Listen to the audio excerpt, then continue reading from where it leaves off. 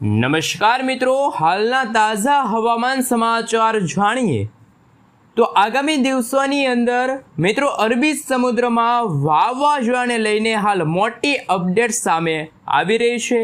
જી હા દર્શક મિત્રો, આપણે જાણીશું કે શું આગામી દિવસોમાં અરબ સાગરની અંદર કોઈ વાવાઝોડું બનશે કે નહીં, કારણ કે અત્યારે હવે પછી ગુજરાતમાં હીટ વેવના દિવસો પૂર્ણ થઈ ચૂક્યા છે।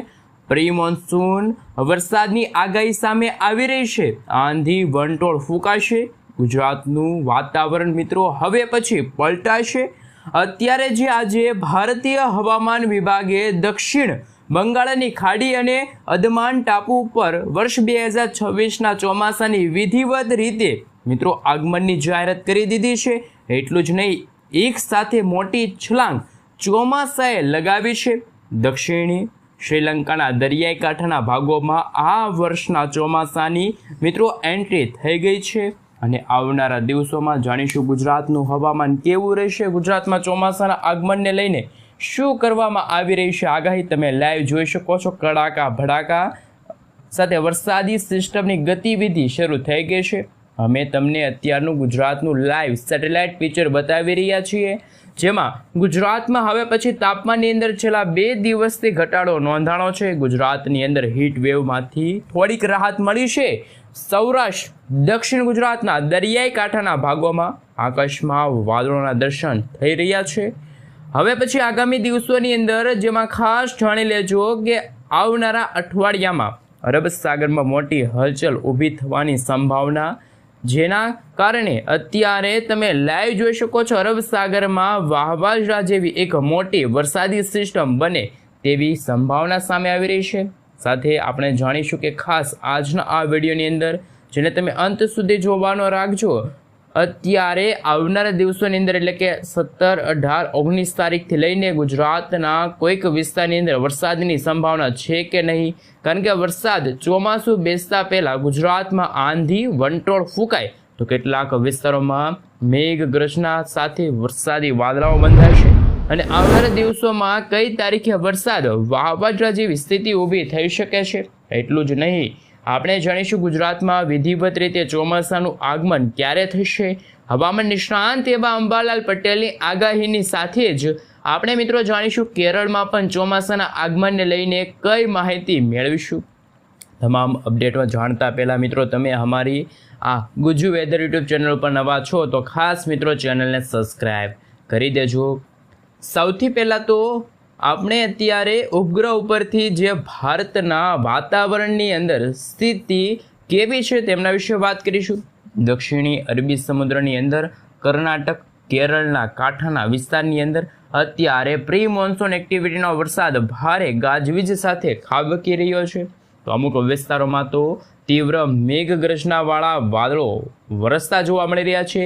બંગાળની ખાડીમાં ગઈકાલે જે વેલમાર્ક લો પ્રેશર સિસ્ટમ હતી કે જે અત્યારે તામિલનાડુના દરિયાઈ કાંઠાના ભાગોમાં લો પ્રેશરમાં સક્રિય છે અને તોફાની પવનો ફૂંકાઈ રહ્યા છે। અત્યારે તમે નજર કરી શકો છો દક્ષિણીય ભારતના આ સંપૂર્ણ દરિયાઈ કાંઠાના વિસ્તારોમાં આ સિસ્ટમના વાદળોની અત્યારે રચના થઈ રહી છે। દક્ષિણ ભારતના કેટલાક ભાગોમાં વરસાદની આગાહી હવામાન વિભાગે પણ વ્યક્ત કરી છે। ખાસ કરીને તમે લાઈવ જોઈ શકો છો હવે પછીના દિવસોની અંદર એમાં પણ અત્યારે સંભાવના છે કે 20 મે આસપાસ અરબ સાગરની અંદર ફરી એક અપર એર સાયક્લોનિક વરસાદી સિસ્ટમ સક્રિય થશે। અરબ સાગરમાં 20 તારીખ આજુબાજુ બનેલી ચક્રવાતી પરિભ્રમણ ધીમે ધીમે લો પ્રેશર વેલમાર્ક લો પ્રેશરમાંથી હવે મજબૂત થશે અને ડીપ ડિપ્રેશનથી પણ આગળ જઈ શકે છે। ત્યારે આ મોડ્યુલની અંદર જાણીશું 22-23 તારીખના રોજ ગુજરાતના દરિયાઈ કાંઠાથી દૂર અરબી સમુદ્રમાં વાવાઝોડા સુધી સિસ્ટમ મજબૂત થાય તેવી સંભાવના રહેશે। સાથે જાણીશું એ પહેલાં સૌથી પહેલાં અત્યારે હવામાનની જે લેટેસ્ટ આગાહી સામે આવી છે એમના વિશે નકશા વિશે વાત કરીશું। તમે લાઈવ તમારા મોબાઈલ સ્ક્રીનની અંદર નકશો જોઈ શકો છો। IMD તરફથી અત્યારે સંભવિત જે આગળના દિવસોમાં ભારતના કયા રાજ્યમાં ક્યારે ચોમાસું બેસે અને તારીખને લઈને ભારતનો મેપ રજૂ કરવામાં આવ્યો, જેમાં અહીં તમે લાઈવ જોઈ શકો છો વાદળી કલરની જે લીટી તમે જોઈ શકો છો એ વિસ્તારની અંદર અત્યારે ચોમાસાનું આગમન થઈ ચૂક્યું છે। અડધા અંદમાન ટાપુ ઉપર આ સાથે તમે જોઈ શકો છો નિકોબાર ટાપુ ઉપર, તો બીજી તરફ દક્ષિણ શ્રીલંકાના દરિયાઈ કાંઠાના ભાગોમાં ચોમાસાના આગમનને લઈને રેખા લંબાવવામાં આવી રહી છે। ત્યારે મિત્રો કેરળની અંદર તમે જોઈ શકો છો 26 મે આસપાસ ચોમાસું બેસવાની જાહેરાત હવામાન વિભાગે પણ કરી છે। સામાન્ય રીતે તમે લાઈવ જોઈ શકો છો 1 જૂન ઉપર કેરળમાં ચોમાસું બેસતું હોય છે, પરંતુ આ વખતે 4 થી 5 દિવસ કેરળની અંદર વહેલું ચોમાસું બેસવાની સંભાવના છે અને ખૂબ જ ઝડપથી ચોમાસું આગળ અત્યારે વધી રહ્યું છે। ત્યારે આપણે જાણીશું કે મુંબઈ સુધી ચોમાસું ઝડપથી આવી શકે છે। આપણા ગુજરાતની અંદર આમ તો વાત કરીએ તો 15 જૂને ચોમાસું બેસવાની તારીખ છે, પરંતુ આ વખતે મુંબઈ સુધી ચોમાસું આવ્યા પછી અટકી શકે છે અને 20 તારીખ આજુબાજુ ગુજરાતની અંદર ચોમાસાની એન્ટ્રી થાય તેવી સંભાવના વ્યક્ત કરવામાં આવી રહી છે। સાથે સાથે મિત્રો અત્યારે તમે જોઈ શકો છો માત્ર અરબ સાગરના દરિયામાં જ નહીં, પરંતુ બંગાળની ખાડીમાં પણ આવનારી 20 મે પછી નવી સાયક્લોનિક સર્ક્યુલેશનવાળી મજબૂત વરસાદી સિસ્ટમ છે એ સક્રિય થઈ રહી હોય તેવા દ્રશ્યો સામે આવશે। તમે જોઈ શકો છો અત્યારે ભારતના પૂર્વ ભારતના ભાગોમાં, ઉત્તર ભારતના ભાગોમાં અને દક્ષિણ ભારતના, જેમાં અરબ સાગર અને બંગાળની ખાડીમાં પણ વર્ષ 2026ના ચોમાસાની સાથે વરસાદની આગાહી કે જે અંબાલાલ પટેલ અને પરેશભાઈ ગોસ્વામીએ વ્યક્ત કરી છે। અને તમે લાઈવ જોઈ શકો છો જેમ જેમ સમયગાળો પસાર થઈ રહ્યો છે તેમ તેમ ગુજરાતના વાતાવરણમાં પણ કમોસમી વરસાદ અને માવઠાનું સંકટ વધતું જોવા મળવાનું છે। મિત્રો તમે લાઈવ જોઈ શકો છો 25 મે આસપાસ અરબ સાગરના ખૂબ જ ઊંડાણવાળા દરિયાની અંદર ફરી એકવાર નવી લો પ્રેશર મજબૂત વરસાદી સિસ્ટમ આકાર પામતી હોય તેવા દ્રશ્યો સામે આવશે। અને લાઈવ તમે જોઈ શકો છો ગુજરાતના, જેમાં સૌરાષ્ટ્રના દરિયાઈ કાંઠાના ભાગોમાં પણ આંધી, તુફાન, વંટોળની સાથે ફરી એકવાર મેઘગર્જના શરૂ થઈ રહ્યું હોય તેવા દ્રશ્યો સામે આવશે। ફરી ગુજરાતમાં આભ ફાટતું હોય તેવા દ્રશ્યો સામે આવશે। ગુજરાતના સૌરાષ્ટ્રના દરિયાઈ કાંઠાના ભાગોમાં, જેમાં 25 થી લઈને 30 કિલોમીટર પ્રતિ કલાકની ઝડપે તોફાની પવનો ફૂંકાશે, મેઘગર્જના શરૂ થવાની છે અને આ જ વરસાદી સિસ્ટમના ભાગરૂપી જાણીશું ગુજરાતના કયા ભાગોની સાથે ભારતના કયા ભાગોની અંદર અત્યારે વરસાદની આગાહી કે જે હવામાન વિભાગે વ્યક્ત કરી છે। લાઈવ તમે જોઈ શકો છો અત્યારે હવામાન વિભાગના જણાવ્યા અનુસાર હાલ ગુજરાત રાજ્યની અંદર હવામાન વિભાગે તો વરસાદની સંભાવના છે એ વ્યક્ત નથી કરી, પરંતુ ગુજરાતમાં હીટવેવને લઈને સંભાવના છે જાહેર કરવામાં આવી છે। એટલે કે હજુ પણ ગુજરાતમાં ગરમી અને ઉકળાટનું પ્રમાણ વધી શકે છે, પૂરેપૂરી સંભાવના છે, પરંતુ ગુજરાતમાં હવે પછી ગરમી ઘટવા લાગશે। જ્યારે 17 તારીખથી જ રોજથી જ ગુજરાતમાં 22 મે સુધી આઈએમડીના જણાવ્યા અનુસાર વરસાદની આગાહીને લઈને દક્ષિણ ભારતના ભાગોમાં ચોમાસાના આગમનને લઈને સંપૂર્ણ સંભાવના વ્યક્ત કરવામાં આવી રહી છે। બંગાળની ખાડી અને અરબી સમુદ્રના દરિયામાં બંને વિસ્તારની અંદર અત્યારે સક્રિય વરસાદી સિસ્ટમ જે અરબ સાગરના દરિયા સુધી સક્રિય બનવા જઈ રહી છે। ધીમે ધીમે અરબ સાગરના દરિયા સુધી અને બંગાળની ખાડીના આ વિસ્તારની અંદર સક્રિય બનતી જે લો પ્રેશરવાળી વરસાદી સિસ્ટમ જે આવનારા દિવસોમાં વેલમાર્ક લો પ્રેશરના એરિયામાં કન્વર્ટ થશે, વરસાદી વાદળાઓ બંધાશે, ક્લાઉડ વિશે પણ વાત કરીશું, રેન અને ઠંડા વિશે પણ વાત કરીશું। તમે જોઈ શકો છો ઉત્તર ભારતના ભાગોમાં પણ વાતાવરણ બિલકુલ ચોખ્ખું છે, ગુજરાતમાંથી ગરમી ધીમે ધીમે ઘટવા લાગી છે અને હાલ સંભાવના એવી પણ સામે આવી રહી છે। નકશાઓ વિશે પણ વાત કરીશું અને આઈએમડી તરફથી જે સમગ્ર ગુજરાત રાજ્યને લઈને આગાહી સામે આવી છે, નકશાઓ જાહેર કરવામાં આવી છે સેટેલાઇટ વ્યૂના મદદથી પણ તમે જોઈ શકો છો। અત્યારે લો પ્રેશરવાળી મજબૂત વરસાદી સિસ્ટમ બંગાળની ખાડીમાં રચાણી છે અને મોડલોની અંદર જો જાણીશું કે શું અત્યારે આવનારી કલાકોમાં ગુજરાતમાં કોઈક વિસ્તારની અંદર વાતાવરણની અંદર આવી શકે છે મોટા ફેરફારો, એમને લઈને શું આગાહી વ્યક્ત કરવામાં આવી છે। ખાસ મિત્રો તમે જોઈ શકો છો 25 તારીખ સુધી તો નકશા સામે આવ્યા, પરંતુ આવનારી કલાકોમાં તમે જોઈ શકો છો જેમાં આજે વહેલી સવારથી જ ગુજરાતના દરિયાઈ કાંઠાના ભાગોની અંદર સાથે સૌરાષ્ટ્રના જે દરિયાઈ કાંઠાનો ભાગ છે, ભાવનગર છે, અમરેલી છે, ગીર સોમનાથ છે, જૂનાગઢના વિસ્તારની અંદર પણ હળવા કમોસમી વરસાદ અને માવઠાનું સંકટ ટોળાતું હોય તેવા દ્રશ્યો સામે આવી રહ્યા છે।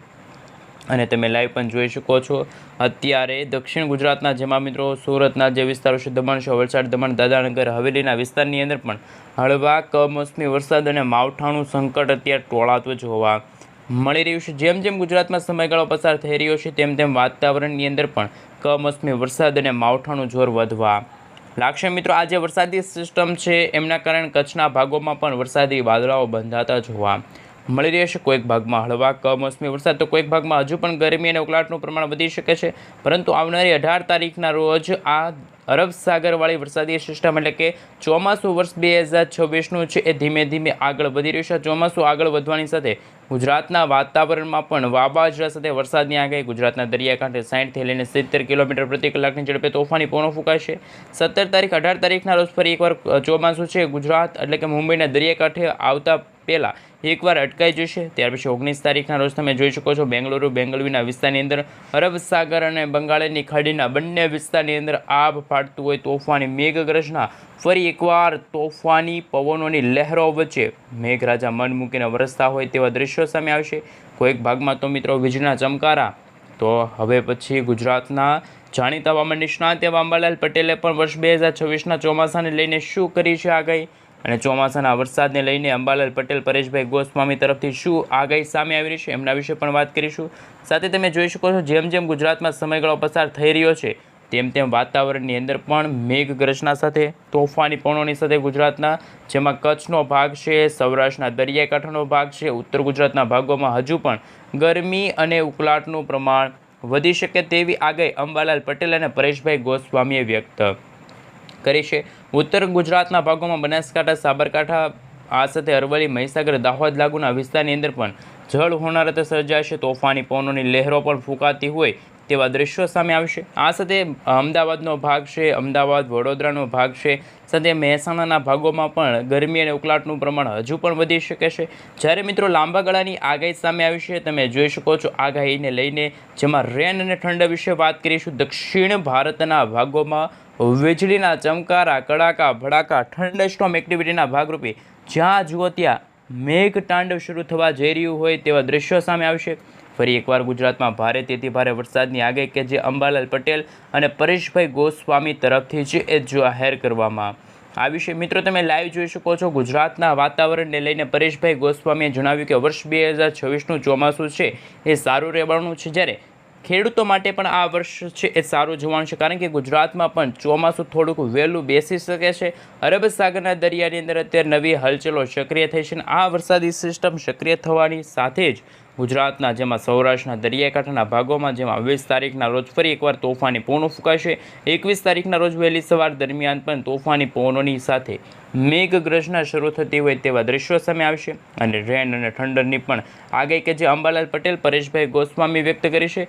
ઉત્તર પૂર્વ, મધ્ય પૂર્વ ગુજરાતના ભાગોમાં પણ ક્લાઉડ વિશે વાત કરીશું, જેમાં ઉત્તર ગુજરાતના ભાગોમાં વરસાદી વાદળાઓ બંધાઈ રહ્યા છે. પૂર્વ ભારતના ભાગોમાં પણ અત્યારે વાવાઝોડા સાથે તોફાની પવનો ફૂંકાઈ રહ્યા છે, તોફાની વરસાદ પડી રહ્યો છે. બંગાળની ખાડી અને અરબ સાગરના દરિયામાં પણ ફરી એકવાર જળ હોનારત સર્જાશે, આભ ફાટતું હોય તેવા દ્રશ્યો સામે આવશે.